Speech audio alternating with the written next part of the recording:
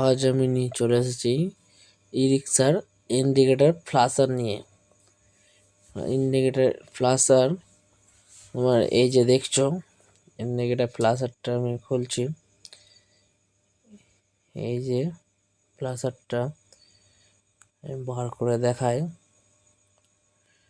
এই যে ফ্লাশারটা আছে দেখতে পাচ্ছ, অনেকটা লম্বা সাইজের। এই যে এই পাশে সাউন্ড প্লাস রিফ্লেক্টার ব্লিঙ্ক করার কাজ করে, সাউন্ডও হবে আর লাইট ব্লিঙ্কও করবে।